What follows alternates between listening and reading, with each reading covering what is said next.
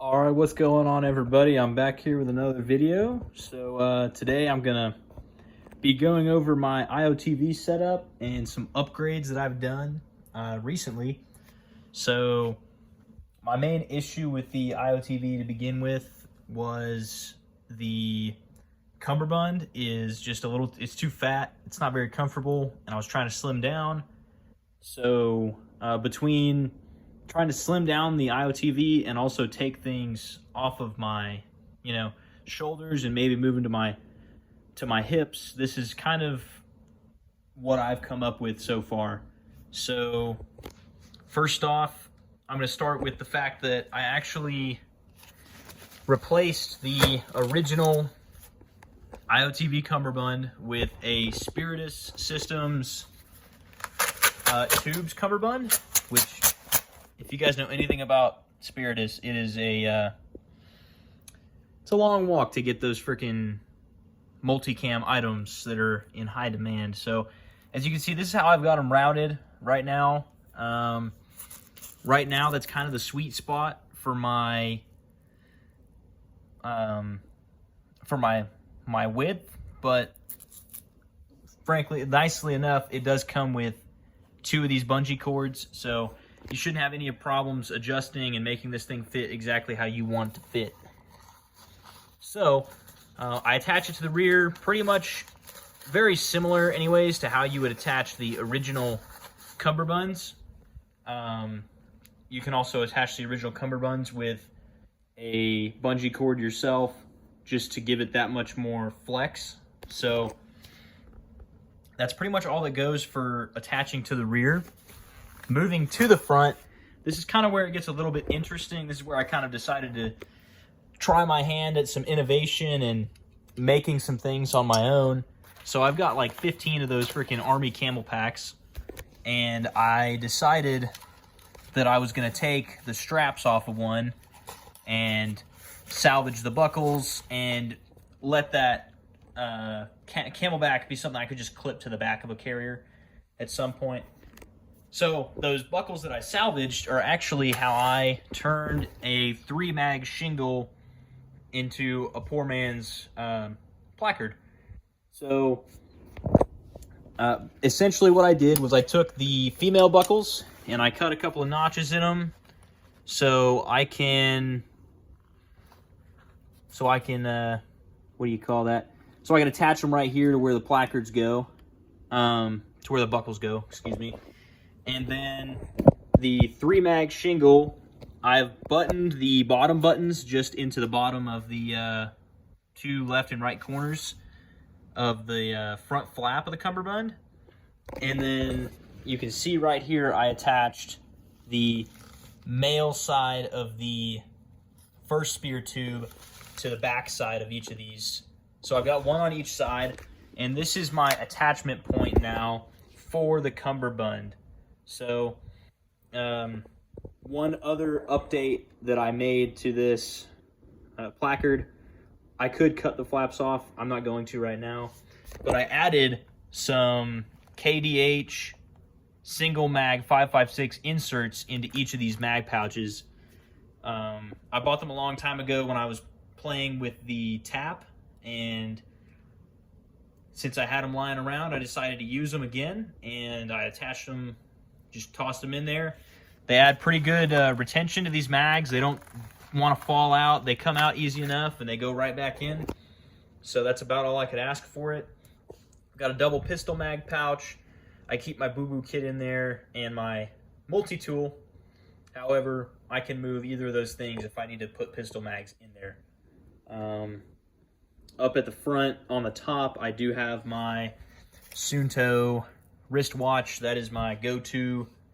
If I need a freaking wristwatch, if I need a compass, that is going on my wrist no matter what, as a backup, or if I'm doing something patrolling, it's always nice to have a quick reference on my wrist so I don't have to pull out the whole compass. On the left side here, I just have this is a general purpose pouch, or I think it used to be a medical pouch, but I added some bungee to it just to hold it down when it has more stuff in it. And that's my admin pouch where I keep keep my maps and my terrain model kit and things like that. And then on the other side, I've got my radio pouch, which is stuffed with a couple of mags for the time being. But as you can see, I've got this is my body antenna, which is new to me. I didn't make it, but it was given to me. And so I routed that body antenna. I thought it would be a nice addition. So long as it works, it would be a good addition so that I can comfortably walk around without having a massive whip antenna. So that's pretty much the basics around this IOTV setup. So essentially, to make those buckles, I took a set of my snips, and these are the original buckles that came with the plate carrier, but I just snapped here and here on any section that I needed to, and it worked out good enough. I don't think that there's going to be enough of a load to snap those in the future, but time will tell. I've always got an alternative plan if something were to go wrong like that. So we'll move the plate carrier out of the way. My next form of load-bearing equipment is my belt. Now, I used to have my nods and my IFAC and all of my water and everything attached to the IOTV, which had a good purpose, but I kind of found myself, if I wanted to access certain things on my belt, I couldn't because they were being blocked on my cummerbund, or the IOTV just was lopsided, or this or that, you know, whatever excuse I needed to make to make a belt work. So this is actually an old Blackhawk belt, looking to upgrade soon. But for now, the Blackhawk belt works great. So going from left to right, I am left-handed, so on my strong side, I keep a tourniquet right here, and it's just bungee corded. So all I gotta do is rip these things off and rip it out, and I'm good to go. I've got my Safariland for my M17 with a T-Rex arms leg strap, and that is on a QLS mount. So that's cool. It actually works out really well for me. This is an old Specialty Defense Ranger rack mag pouch, which I've found actually is the perfect size mag pouch, or pouch of any kind in my opinion, to put a 12-ounce Nalgene, which I like to have water on my person.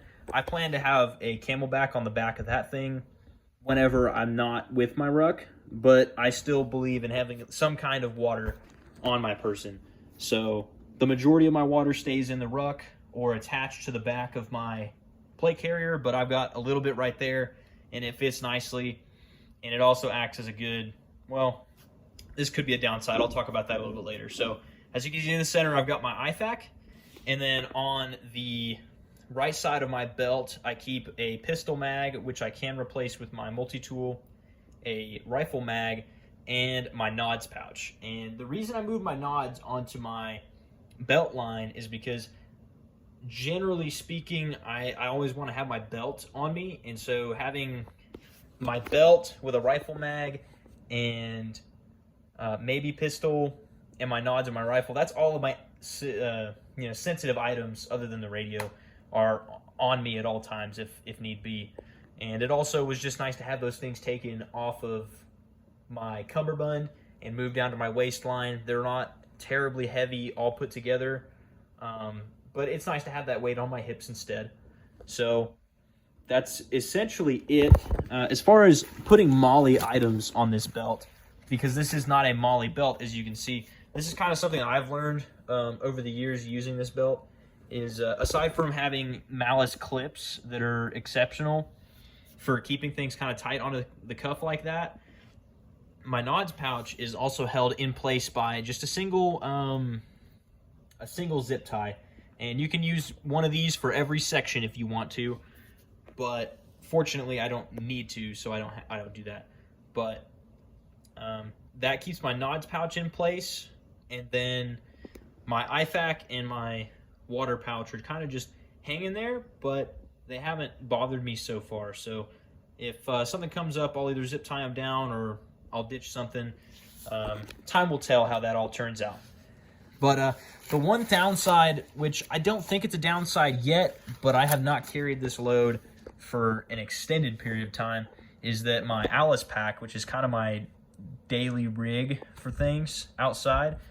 It rests a little bit on top of everything here, which is nice as far as like all of my gear fitting together, but pretty much my Alice pack sits right on top of my IFAK, and pretty much the belt turns into my waist belt. So, and I did also test with all of this kit on, I can use the waist belt on that pack if I need to, but pretty much it all just rests right there, so that could be a downside over time, but so far I don't foresee it being an issue. And like I said, I'll adjust fire as things go. Maybe eventually the IFAK and the nods will go back on there, and I'll just ditch the rest of the belt, because truthfully I don't need everything on there.